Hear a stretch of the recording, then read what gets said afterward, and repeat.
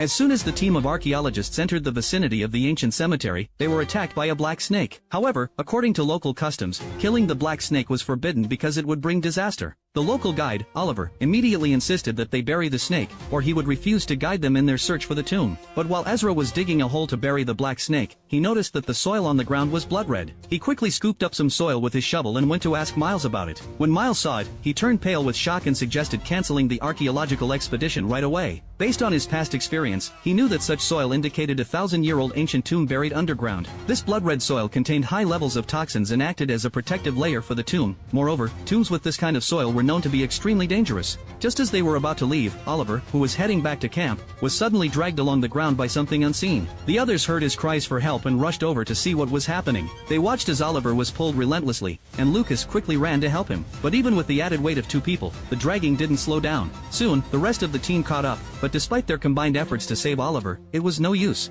In the end, everyone was pulled into a cave. However, while they were trying to find a way out, the cave suddenly collapsed, blocking their exit. With no other options, they had to follow the cave in search of another way out. To their surprise, the cave led to an entrance of the very ancient tomb they had been looking for. At that point, they couldn't find any other exit, so they decided to enter the tomb to find a way through. Then Ezra forcefully broke through the brick wall at the tomb's entrance. Once inside, they realized it was only a side chamber, and it was unclear how far it was from the main burial chamber. In this side chamber, they found a bronze cauldron. According to inscriptions on it, the bronze cauldron was a feeding trough used 1,000 years ago by the tomb's owner to place people inside and feed a monster. Instantly, everyone grew tense, as they had no idea if the monster raised by the tomb owner was still alive. Just then, a roar echoed from a hidden chamber within the tomb. Kyle heard it and his expression turned grave, as if he knew what was inside. He then knelt on the ground, murmuring softly as if communicating with the monster in the hidden chamber. Only after the monster stopped roaring did he slowly stand up, but as soon as he was back on his feet, he immediately warned the others not to touch anything in the tomb chamber and definitely not to curiously check what was in the hidden chamber.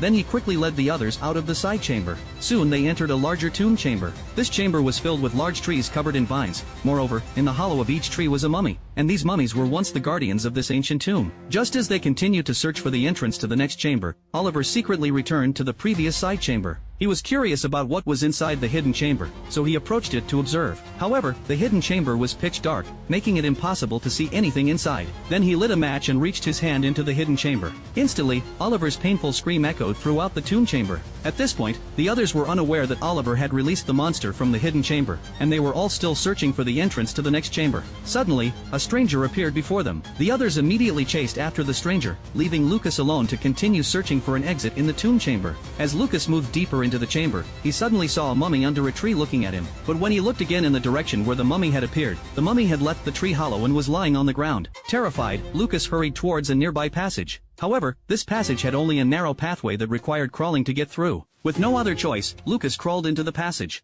Due to the extreme darkness in the tomb chamber, even with a flashlight, he accidentally fell into a pit. Fortunately, the pit wasn't very deep. He could climb back up along the wall to return to the narrow passage. But while climbing, he discovered that the cracks in the wall were inhabited by many carnivorous beetles. These beetles didn't give Lucas another chance to leave. They swarmed out of the wall cracks and crawled towards Lucas. At the critical moment, Leo found Lucas trapped in the pit. With the help of Leo's bow and arrow, Lucas managed to escape the pit safely. Shortly after they left, the monster that had emerged from the hidden chamber was slowly approaching their direction. At the same time, the vines on the trees in the tomb chamber came to life and rapidly moved towards them.